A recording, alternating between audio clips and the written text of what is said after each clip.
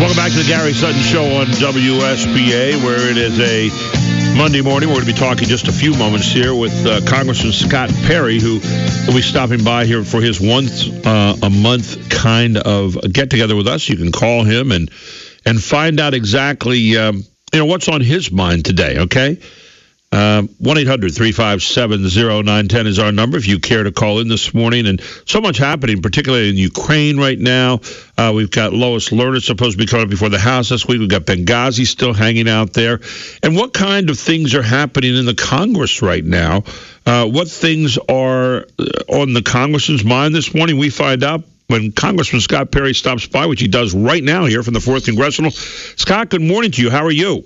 Well, I'm warm inside, indoors, but outside, man, it is chilly and breezy. Yeah, so, when is spring going? Can't Congress get some kind of act out there? You get a proposal, can pass both houses very quickly to get warm weather to everybody, please? Well, Congress can do a lot of things, even if it was operating functionally, but that's not one of them. Despite what all the climate folks say, we can't force some of this stuff. Well, I owe you an apology, first of all. I want to do that publicly on the air. Last week, when I was ill, I was getting things ready for the beginning of March, and I was a week early, and I called Congressman Perry, and he was caught off guard a little bit. But he was gracious enough to come on and act like he wasn't, and I really appreciated that. And today, obviously, is the day we start your first day of the month each month, and we really appreciate that. So my apologies to you publicly, there, Congressman. No, hey, Gary, no apology necessary. I'll tell you, I was rushing. I was listening to you. I was listening to you on the radio, and I'd forgotten my phone, both of my phones at home, and I was headed to one of the district offices, and I'm like, oh, my goodness, I've got to get on the phone with Gary in like 2 minutes, and I'm not close to the office yet. And I raced in, and I thought, what the heck's going on here? But, hey, it all worked out, and it's all good. Well, it's great, and it's good having you again this week. A lot of things going on right now that really deserve our attention. Obviously, the Ukraine is big on everybody's mind. And I asked John the Bootlier that this morning here from Political Insiders. I want to ask you, what is our role right now? I mean, you're a guy who's in the military. You've been in the military. You've been involved in theaters of war. We see Putin really maybe I should ask you before that, are we in a new Cold War with Russia, does it look like to you, where we are in this period? It's not any great battles, and yet there are these little incursions at different places here. What do you make of this whole thing? Well, I don't know if it's necessarily a Cold War, but I think it's a cool situation, and I would say it's been going on for some time from my perspective. I have served with Russian soldiers, and I've served right on the opposite end of the line with Russian soldiers, actually kind of kicking their doors in and imposing the U.S. will upon some of the things they were doing in the Balkans. That having been said, this is definitely a tense situation, and what I'm concerned about, we do have limited options. Russia's a big country, and they have military and strategic designs. I worry about the United States pulling back from the world for two reasons. One, because I think we have a president that would like to manage these problems instead of deal with them in a kind of a proactive way to make sure they don't happen, and that has a view of democracy and freedom around the world, and the United States' role in that. He has a more of an isolationist role from a standpoint. I just don't think he believes it's any of our business what they do, but. Somebody's going to fill that void of leadership, and America has always taken that role of leadership, and it's been controversial. It's been expensive over the years. But as we pull back, somebody is going to fill it, and we have to recognize that and come to terms with that as individuals and in our politics. And, if not for the United States, who? When you look at Russia, you look at China, and let's talk about Russia a little bit and Putin. I mean, this is the same guy, but, these names are going to get a little mixed up for you, but this Yushchenko guy that just got thrown out of power, remember in 2004, he won an election in Ukraine. It was rigged, potentially or ostensibly by the Russians.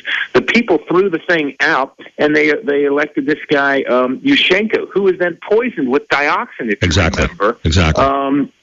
This is... And a lot of people pointed right at Putin for that one. This is Vladimir Putin. I mean, and think about just a couple of years after that, this Alexander Litvinenko, or whatever his name was, with the polonium-210 Right. You know, that this is the guy that we're dealing with, and this is somebody who's potentially going to fill the void. So, you know, from my standpoint, the harsh language out of the White House is meaningless, especially when you have zero ability to back it up. One of the problems that you have right now, it seems to me, is, and I was reading a piece this morning, and it was entitled, Why Russia No Longer Fears the West. And here's what the guy said. His name was Ben Judah, and he was writing this for Politico magazine. And he said this. He said, the West is blinking in disbelief. Vladimir Putin just invaded the Ukraine, and they go through this whole thing. And then they say, Western leaders are stunned because they haven't realized Russia's owners no longer respect Europeans the way they once did after the Cold War. Russia thinks the West is no longer a crusading alliance. Russia thinks the West is now just all about the money. And that kind of goes back to what you said a moment ago. If you're trying to withdraw from the world and from the principles of freedom and those kinds of things, and a place like Russia thinks it's all just about the money you have and money you've invested elsewhere and so forth, they're going to be jumping on all these kind of situations, aren't they? There absolutely are. They're expansionists. You know, Vladimir Putin is a nationalist. He loves his country. He believes in what the USSR stood for, and he is doing everything very methodically in his power to return it to that. And these little bits and pieces of grabbing power, you know, these soft coups or, you know, whatever you want to call them, I think they're going to continue. It's just going to continue the advance. And, you know, sometime probably within my lifetime, we'll see the resurgence of the USSR and the footprint that it had, you know, when the Berlin Wall came down. And you think of all the gains that all those years, all that money, all that treasure, all those lives will have been lost. You know, Reagan wanted at the end. And now we're just, you know, it's the thing is we're not fighting for it. It's not like we're fighting for it and losing it. We're giving it away. And to me, it's very concerning.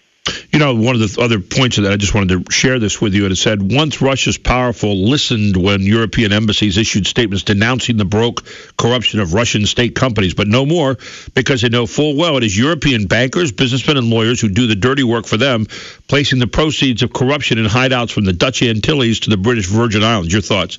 Well, that's absolutely right. I mean, look, for the sake of profit, they'll sell their souls. And remember, at the end of the day, the Russians are the ones that turn off the the natural gas to people like, people in Ukraine that are living through the same weather we're living through right now. How would you like your gas or your fuel, oil, or your electricity shut off and to be extorted? These are the kind of people that we're getting in bed with, so to speak, for the sake of profits. And Europe is absolutely doing it, and there's plenty in America that are doing it as well.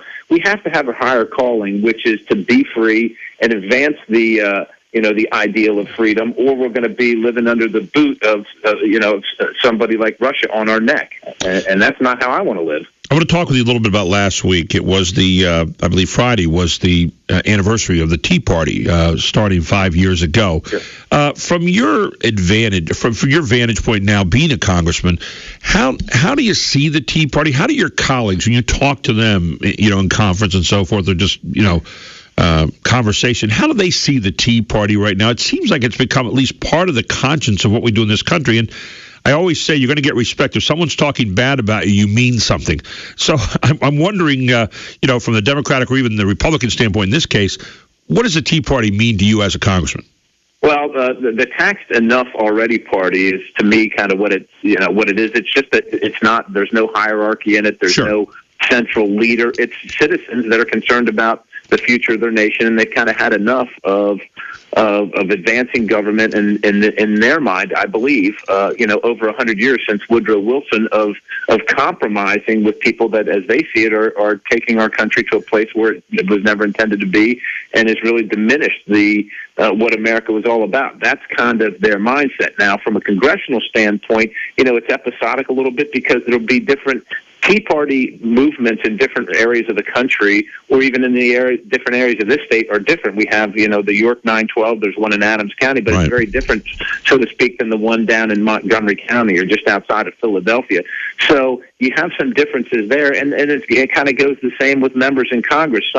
There's some members that really hate them, both Republican and Democrat, and there's some that work with them, and that's their core constituency. I would say that I think that the liberals have effectively demagogued the name Tea Party so that when it's even mentioned, when that name is mentioned, it invokes certain kind of emotions among people as, they're intractable. They, right. It has to be their way or the highway. And I find it somewhat fascinating because, that's what it invokes in these folks. But yet when the president says, I will not negotiate with Congress, that's perfectly all right to the very same people. And so, I think it just kind of works towards the hyper-partisanship.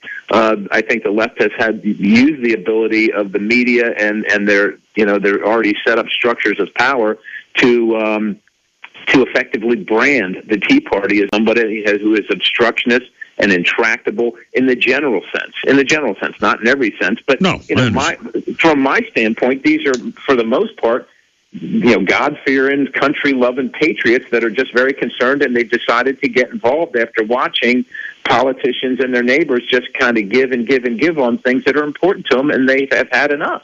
I was reading an article. Yeah, go ahead. I was reading an article this morning there, Congressman, and excuse me for interrupting, but go ahead. It basically said that one of the problems that we're having right now is you have the Tea Party being kind of a conscience. And again, the Tea Party, I think we use that.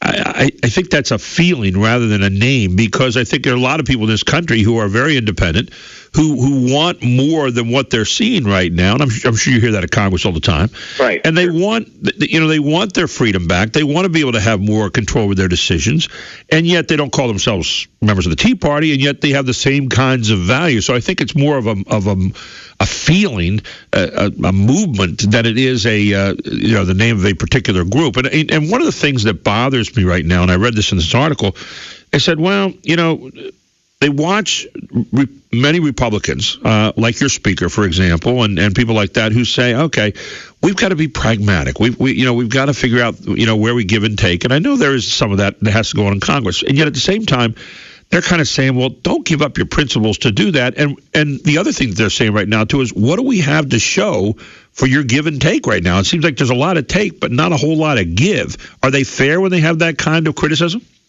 I think to a certain extent they are. These are very principled people, and like you said, they don't necessarily always identify themselves. They don't maybe even go to a Tea Party meeting or something like that, right. But they agree with the principles. And again, I would say that from my standpoint, from the folks I've talked to, they see this pragmatism that is preached oftentimes in whether it's Harrisburg or whether it's Washington, right. as kind of being bad for the advancement of their ideals and their goals. And I think their view is that, look, this pragmatism, which means compromise, over the last 100 and 120 years has gotten this country into the position it's in, where we're not respected as a world power. We got $17 trillion headed to $24 trillion in debt on the balance or just the actual daily ledger. We got $100 trillion in unfunded liabilities. We're spending $1 trillion more than we take in, and we're inviting people and incentivizing them not to work hard and not to be involved in their country. That's what our government's doing. And they said, look, we have given and given and given, and now we can give no more, and we expect our leaders to kind of keep that in mind every time you make some legislation. Now, from the speaker's standpoint, I see these folks as our allies and our friends, and it irritates me, quite honestly, sometimes when, I don't know that he necessarily takes a shot. He's got a tough job. Let's just say it. He's got a tough job, right. And I wouldn't want his job. But that doesn't mean that these people aren't our allies in principle. And so, I wish he would extend the hand of welcome, and let's work together, because we do both believe in the country and the original founding fathers' vision, and that's where we should be, not trying to separate. The Republican Party has plenty of factions. We don't need any more. We're generally for the same things. I think what we really argue most about is the tactics. Right. We don't argue about, as much as we believe we do, we don't argue about the ideals. What we're doing is arguing about the tactics. Is this the right place to fight? Is this the right battleground? Is this the right issue? And that's what we really argue about. I don't think we really fundamentally have huge disagreements of policy between Tea Party members and just say establishment Republicans, if you want to use that term. I was thinking about this the other day when we were talking about the anniversary of the Tea Party, and it seemed to me, and I talked to a couple of people over the weekend, and one guy said something to me that it was simple, but it was like one of those, when you hear a good comedy sketch, you kind of know, and you say, oh, I've seen that. He said, the far left's ideas are getting through, and they're getting enacted, and yet, for some reason, there are other people on the other side who are apologizing for being of the conservative persuasion, right. And their leaders are not putting those ideas through like they used to. I think you're right about that, and I think it's just a fundamental difference between how liberals and conservatives think. Liberals don't mind telling us, how much our soda, what size our soda should be, and they don't mind telling us literally how to live our lives from the cradle to the grave. And generally speaking, conservatives don't see that as the role of government. But right. When the president and his supporters hire in the legions these social behavioral scientists who figure out what we like to hear and market it to us and get us to buy it, even if we don't like it.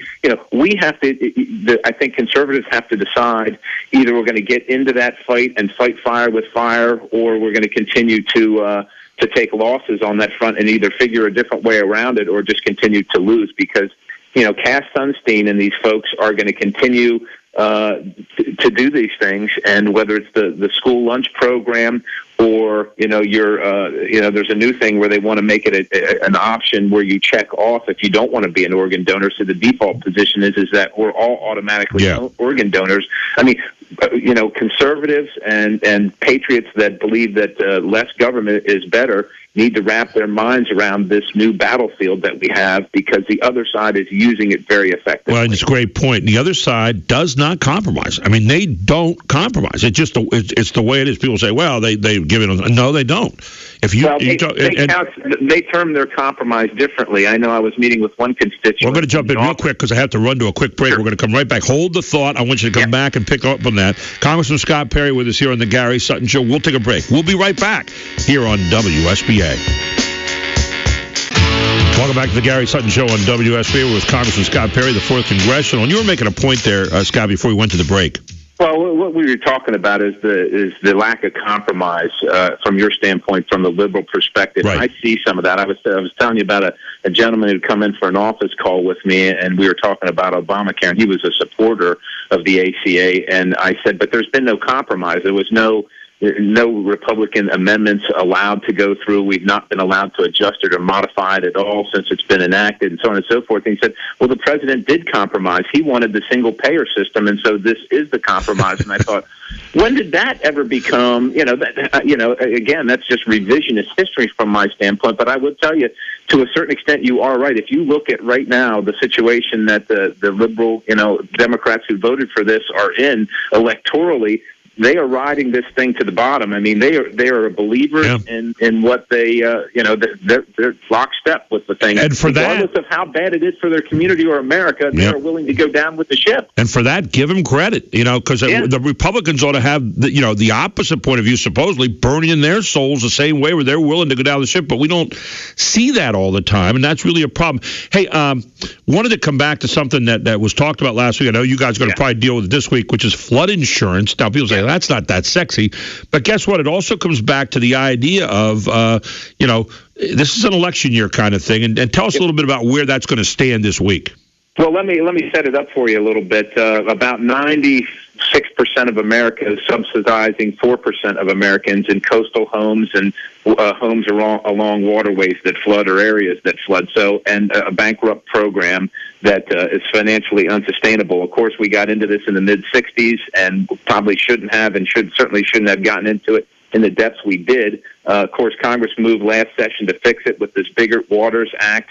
What it does is, of course, it tries to make it solvent, but it takes, I lived in a house that flooded several times. Agnes Eloise, my mom still lives there, but it takes her premium, from a couple $1,000s a year to unsustainable thousands, multi-tens of thousands of dollars for some people.